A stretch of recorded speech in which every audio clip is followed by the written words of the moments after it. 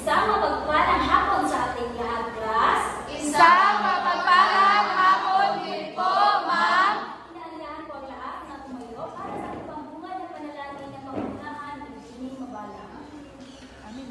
Amen. Amen. Kumusta pala ang araw niyo ngayon, class?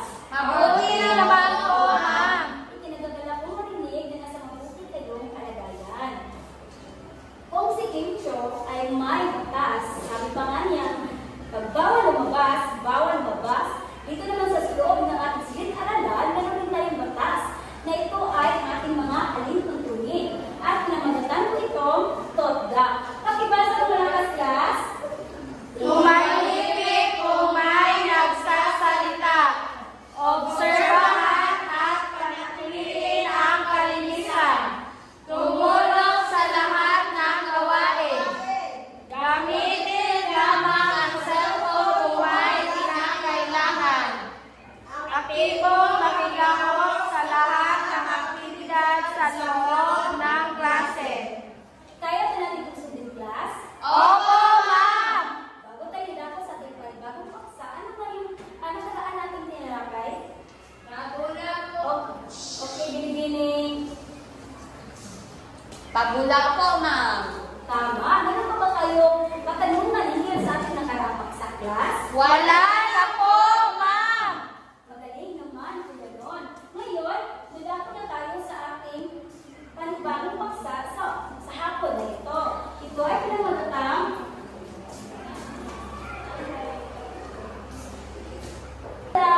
ihayag sa inyo ang ating bagong paksa sa umaga ito ay meron tayong aktibidad na gagawin. So ito ang ating aktibidad na pinamagatan kong hulaan mo kung sino ako. Next.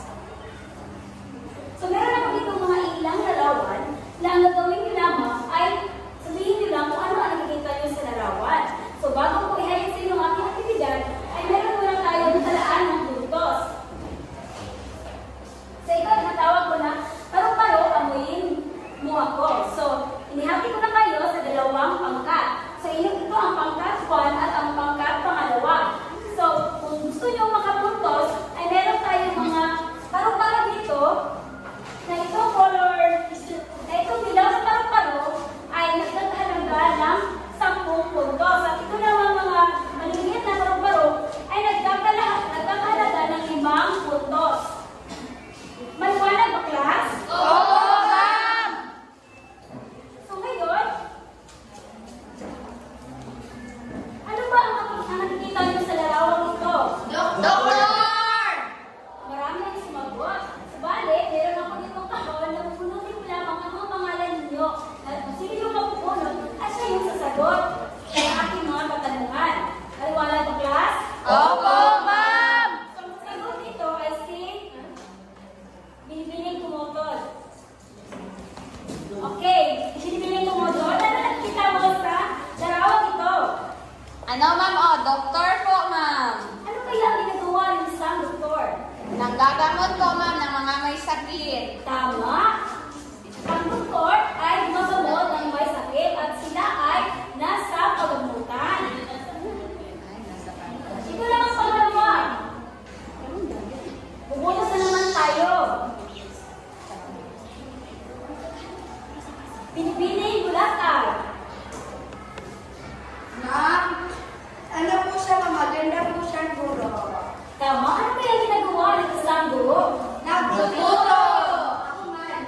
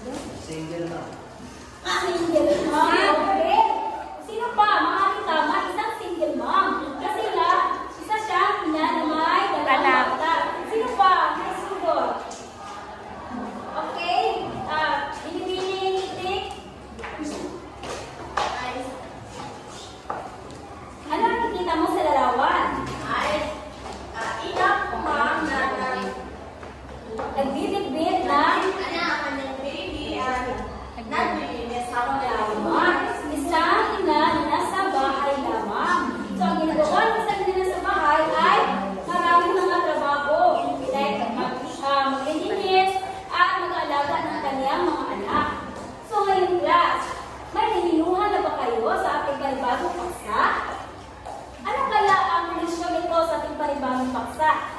Binibining buhat, no? Sasabihin ko po, ito po ay patungkol sa tungkulin po ng isang tao. Tama, maaaring tama ka. Ikaw naman, binibining sa brown. Okay, binibining mabala. Ano kaya ang magiging paksa natin sa hapon ito?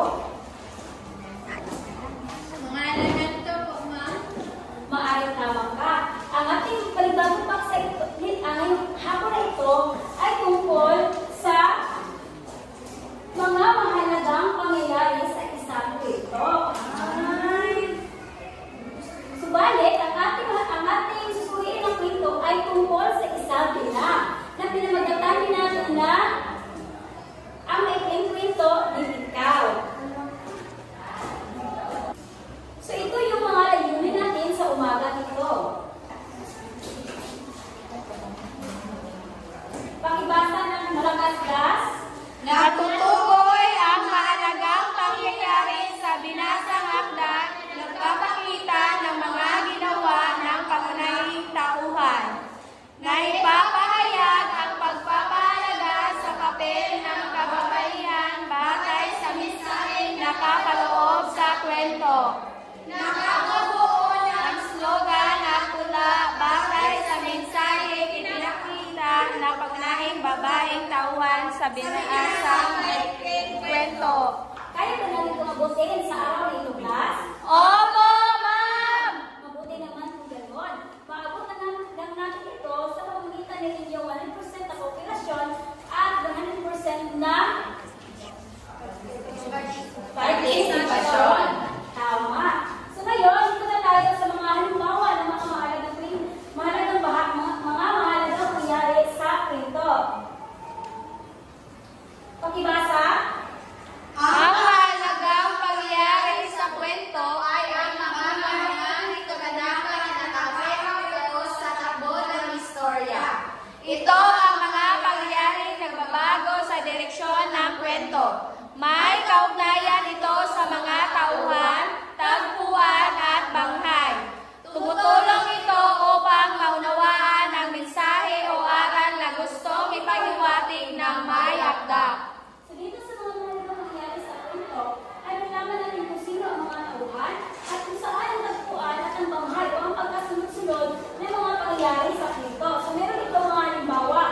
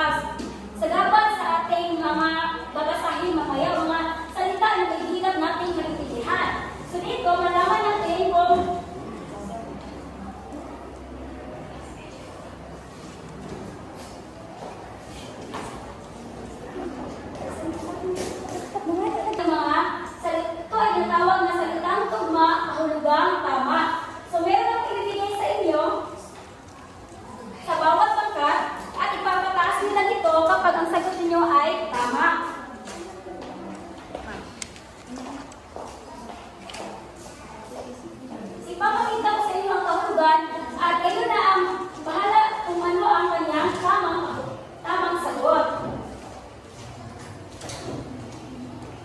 Handa na ba ang lahat? Opo, ma'am.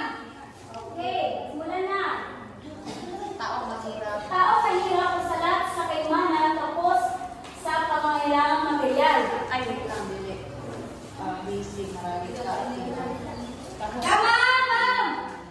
Okay, pangkat 1. Ano yung sagot? Ay, salat. Dili ko makakita. Mayaman. Taong mahirap o salat sa kayamanan tapos sa mga kailangan material. Maralita po, ma'am. Ang yung sagot ay tama. Tamang sagot sa kapos sa pangangailangan. So, bibigyan po ang inyong pagkat ng isang 10 puntos.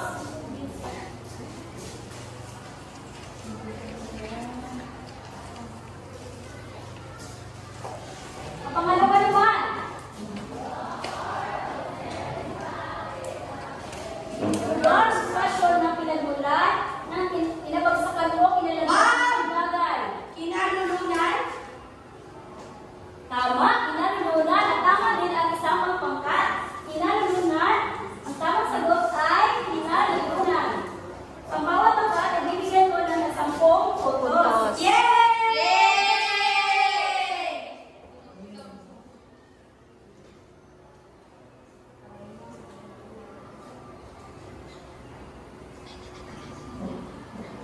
Tama. Ngayon, sa pangatlong katanungan naman. Braso pa din na ito. Kami una, ma'am. Sakay ni ma'am. Kami una, ma'am. Base sa nakita ko, ang grupo ni Beginning, what no, ang tauna. Yay! Pero hindi dapat kasi okay din si pangkatwa. Meron kayong 5 puntos. Subalit, ang nagkauna ay ang pangkat. Una. So, meron kayong 5 puntos.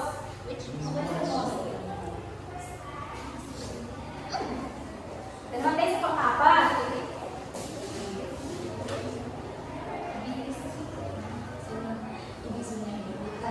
Ma'am. Taon na ang pangalawa. Pangkat. Ang sagot ay lullabay.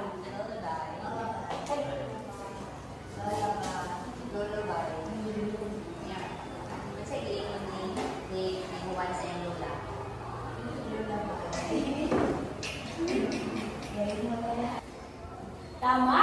Ang lahat ng mga inyong mga sagot ay tama. Nakasagot kayo sa ating mga sagabal na salita. Ngayon, ito naman tayo sa gabay ng tanong. Pakibasa. Ano ang mahalagang pangyayari na ginawa ng pangunahing tauhan sa kwento? Paano niya ipinapakita ang tapang at lakas bilang babae? Kung ikaw si Pingkaw, ano ang gagawin mo sa ganoong sitwasyon? Tama, ito ang ating ang mga mahalagang pangyayari sa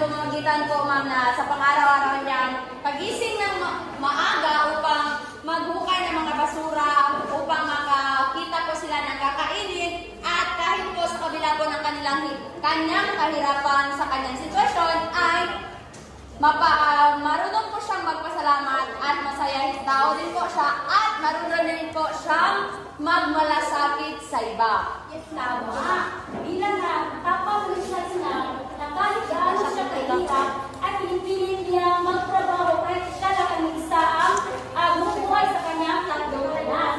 So, ganyan mo nang makita ang tapang magagas, hindi lang isang babae. So, ang pangalawang pagkat ay bigyan mo ng 10 puntos. Yay! So, ang pangatlong pangkat naman, kung ikaw si ikaw, ano ang gagawin mo sa iyong sitwasyon? Okay, binibining tumutot. Kung ako po si Pigaro, ma'am, ay gagawin ko rin po ang ganong sitwasyon. Dahil po, kung tunay mo nating mahal ang ating anak o ang ating miyembro sa pamilya, ay gagawin po natin ang lahat, mas nagalaman po ang kanilang buhay. Tama.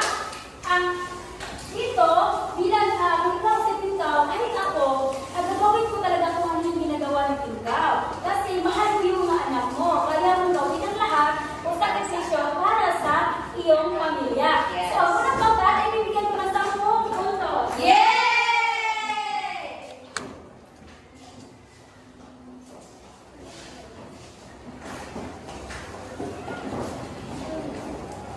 Yung class, naiintindihan niyo ba ang ating paksa na tinalagay sa umaga nito? Opo, ma'am! Meron pa ba kayo mga katanungan? Wala na po, ma'am!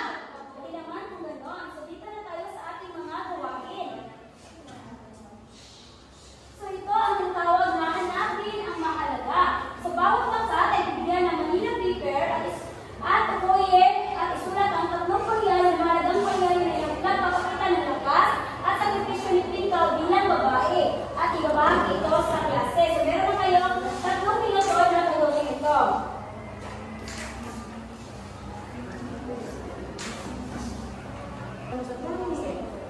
Ngayon, bawat pagkat ay bigyan ko ng isang Manila paper.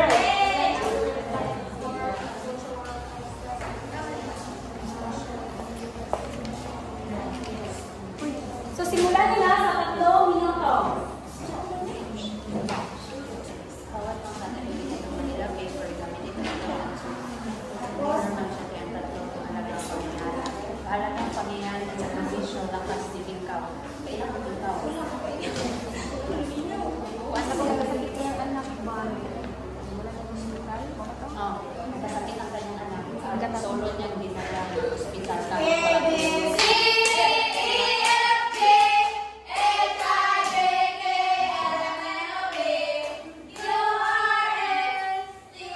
Tapos na ang unang pangkat. Ngayon na natin ang pangalawang pangkat.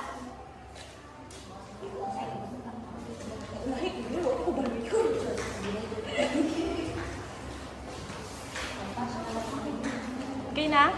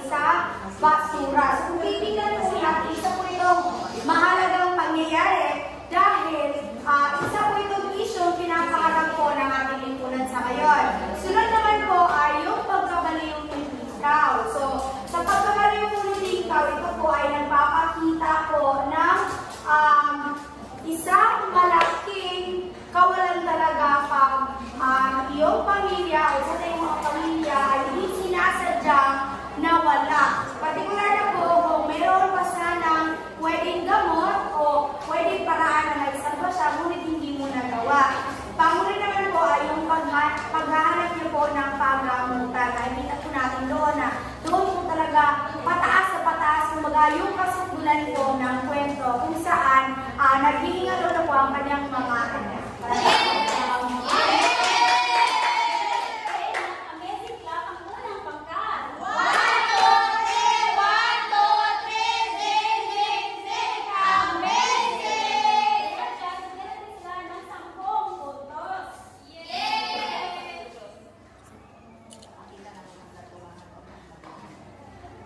Susunod naman ang ikalawang pangkat.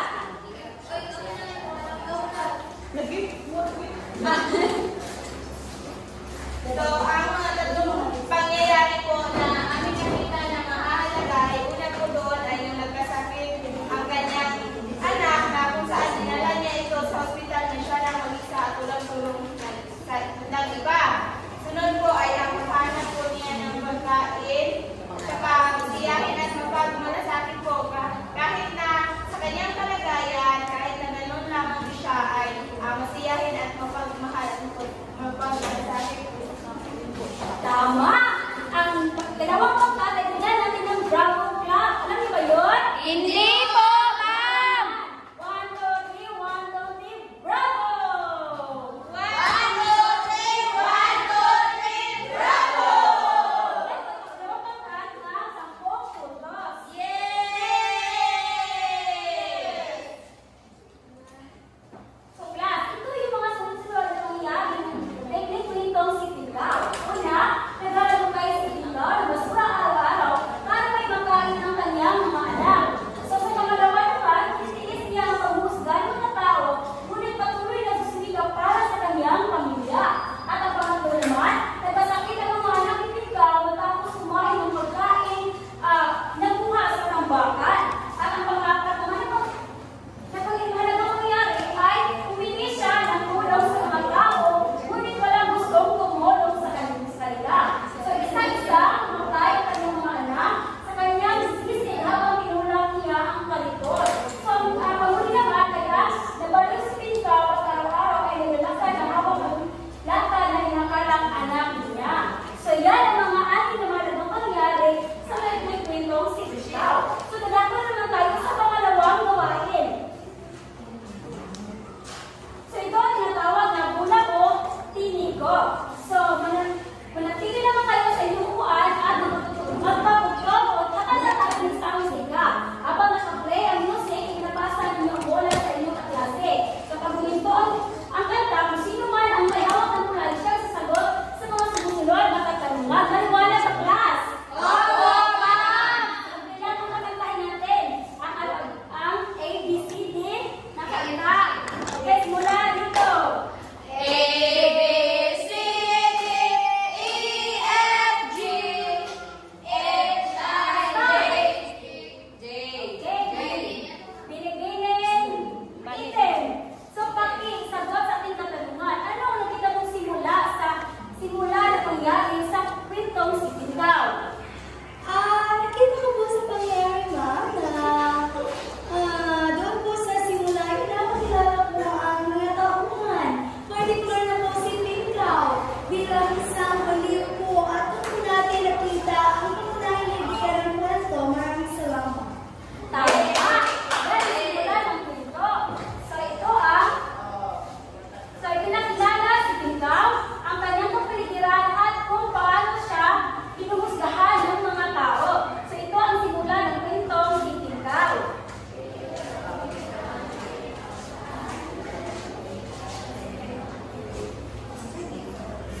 So, bibigyan ko ang unang pangkat. Sa unang pangkat ka ba? Okay, bibigyan ko ang unang pangkat ng 5 puntos. Yay! So, ikaw naman, nakanta mo tayo. Ipasok mo yan. A, B, C, D, E, F, G, Ito. H, Okay. Binibining wahing. Ma'am. So, dito po ma'am sa gitna, ma'am, pinapakita na po dito, ma'am, kung ano yung bale, sinalaysay na po dito, ma'am, na sa kabila po ng kabaitan ni Pinkaw, may mga tao pa rin humusga at marami pong mga kapitbahay niya na nagdududa at tinatawanan na lamang po siya. Kasi nga po, si Pingkaw is balo or katong, wala siya iba na. Which is, yun po yung dahilan kung bakit ko siya kinukutsa ng mga bata ng karamihan po, lalo-lalo na po ng mga kapitbahay niya. Tama. Ang pagkita na storya na kay Pipitong si Pingkaw ay nagsisimula ang suliranin ang buhay na puno ng kahirapan, sakripisyo at pag-alaga sa anak sa kabila ng kanyang panghusga ng lipunan. Sa kabila ng panghusga ng kanyang mga kapitbahay, ay iniaaw pa rin niya ang kanyang mga anak na sa tamang pamumuhay. So, ang pangalawa ay bigyan mo ng 5 puntos. Ate, pwede po sa'yo.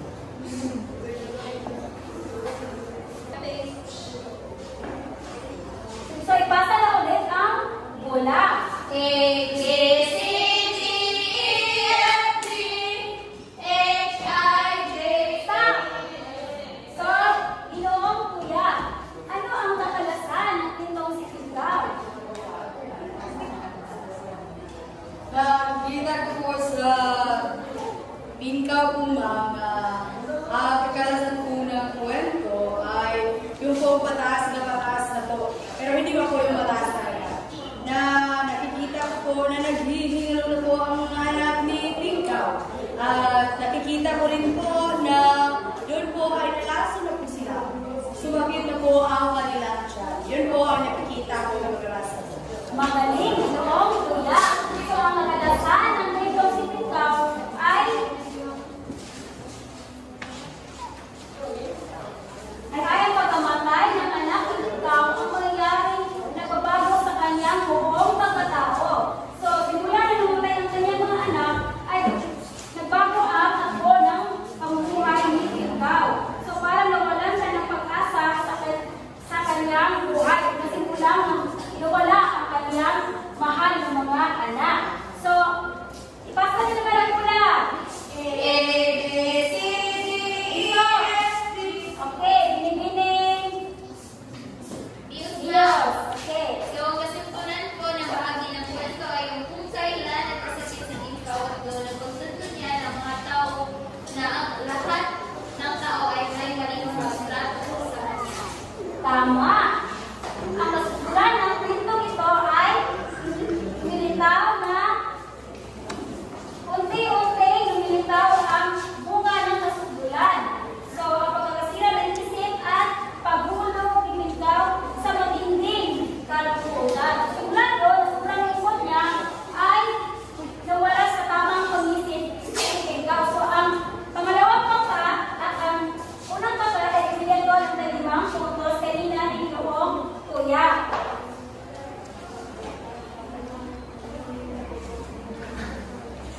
So, ito naman tayo sa panghuli, ang wakas. Kaya, isipan nila ang mula. A, B, C, D, E, F, G. Okay. Binibining ko tayo rin.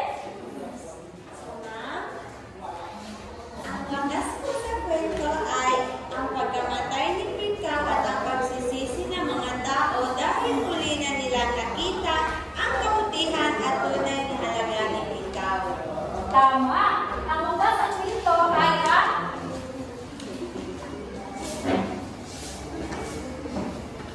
nagwakas ang kwento malungkot na larawan ng Pingkaw. Bilang istasyon ng kababaihan, lumaban ngunit madalas hindi Naunawaan. naunawaan. So kahit lumaban siya, sa wakas ang kwento na kahit lumalaban siya, ay hindi pa rin siya tinulungan ng lipunan. So ito ang unang pagka ay bigyan ko na 5 puntos.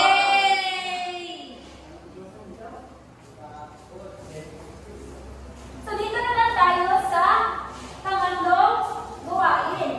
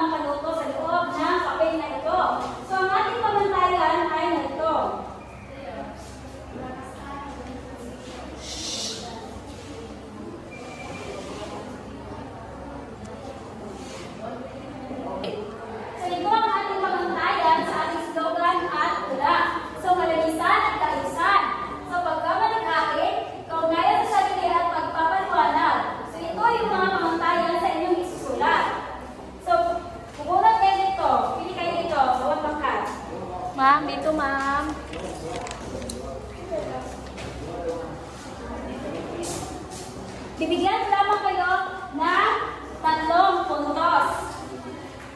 Simulan niyo na. 3 minuto.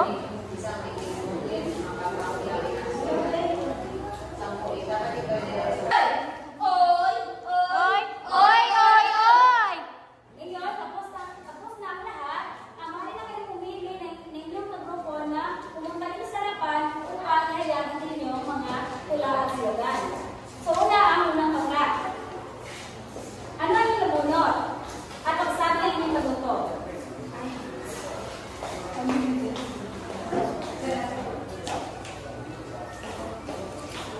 Tula ko ang aming napunat naman. Dalawa po kami nagkatuan sa 4 na saknong patungkol po sa aming sariling saloobin o pananaw sa isang paksa. So, ang aming pong paksa ay patungkol po sa bayan namin. So, bayan sinilangan, mahal at iniingat-ingatan, lubusang pinapahalagahan. Yan ang aking bayan. Sinilangan mahal, hawak ay karunungan.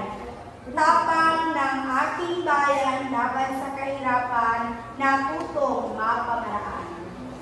Napakagaling! Bigyan natin ang unang pangkat ng isang barangay club!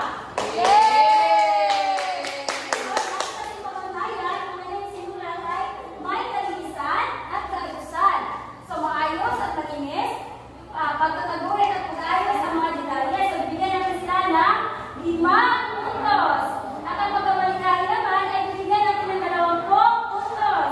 At ang pag-ayos sa sarili ay bigyan natin ng 10 puntos. So, ang pagpaliwanag naman ay bigyan natin ng 15 puntos. So, ang unang pangkat ay nakuha ng 50% na puntos. So, ikubalit yan ng 20 puntos sa ating talaan ng puntos. So, meron silang 20 points.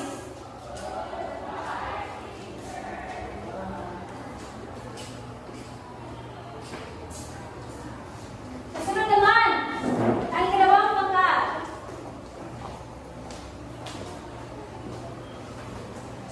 So, ang kanuto ko, ma'am, ay na slogan. Lumikha ng isang maikling ngunit makapangyarihang slogan na binubuo ng 5 hanggang 10 salita. Dapat diretso, madaling tandaan at malinaw. Na naglalahad ng pangunahing mensahe tungkol sa paksa.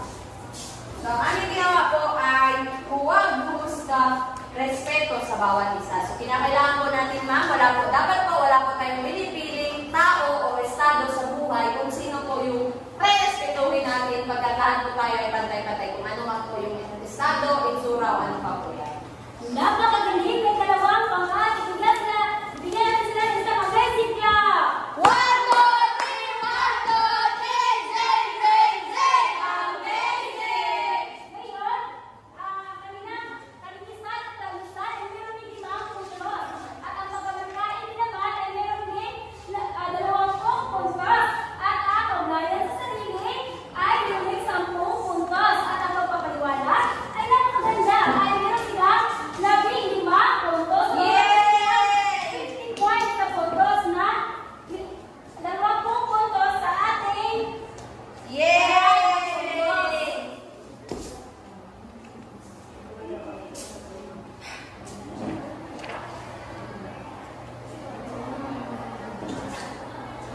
napakagaling niyo class. Ngayon, dito naman tayo. Bakit meron mga ilang katanungan? So, bakit mahalaga ang pag-aralan natin ang mahalagang pangyayari sa isang akda? So, dito, bubunot ako sa kahon. Signifining bulaklak. So, bakit mahalagang pag-aralan natin ang mahalagang pangyayari sa isang akda?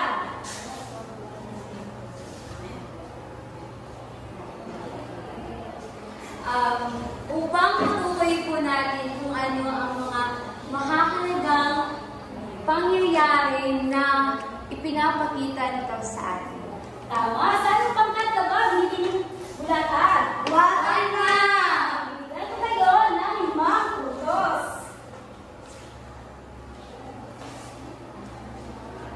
So, mahalagang pag-aralan natin ang mga mahalagang mangyari sa isang kwento upang mas maunawaan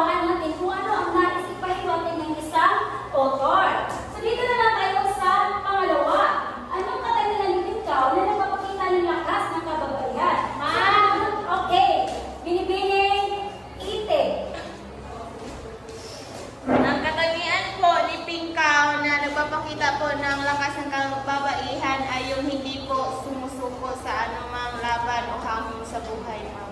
Tama.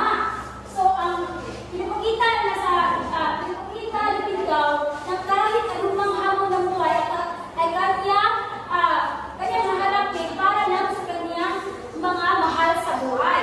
So, ano pangkataba ng Pangalawa, ma'am. Sa inyong pagkat ay bibigyan ko ng 5 puntos. So, dito na tayo sa pangatlong katanungan. Paano ipinakita ni Pindao ang sakripisyo ng isang ina sa gitna ng kahirapan? Bubulot ako dito sa kahon. So, binibining ukol. Ma'am, pinapakita ni Pindao ang sakripisyo ng isang ina sa gitna ng kahirapan sa pamamagitan ng pagtaguyod niya sa kanyang mga anak kahit siya ay walang asawa o kahit wala siyang katuwang sa buhay at kahit pinagdidirihan siya ng mga tao. Tama, napakagandang sagot. So, kahit hindi siya kahit tanggapin ng salipunan, ay ipinapakita niya ang sakripisyo at pagmamahal niya sa kanyang pamilya. Sa gitna ng kahirapan ay ginawa niya ang kanyang mga anak sa tamang pamumuhay. So, anong pangkat hindi mo ko lang bilang? Una po, ma'am. Sa unang pangkat? Yes, ma'am. So, bibigyan ko kayo ng 5 puntos. Pangalawa na ito, ma'am. So, ngayon, dito na tayo sa pagtataya. Sa paghahanda ng mga coordinator namin, meron tayong sasagutan.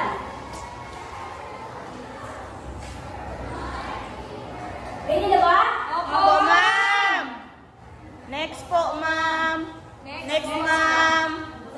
Tapos na po, ma'am. Okay, so, ito ang ating pagbawasto. Yay! Ma'am! Wow, lahat ay nakuha ng 10 puntos. So, dito naman tayo sa ating takdang aralin. Tapos, yun ba isulat yung papel to? Opo, ma'am! Nabasa niyo to sa sunod nating pagkikita. So, wala na ba kayo ditong katanungan, class? Wala na po, ma'am. So, bago tayo maghihiwalay-hiwalay, so, bibilangin muna natin ang ating mga puntos. So, unang pagkat, bibilang 10, 20, 30, 40, 50, 60, 70, 80, 90, 100. 100.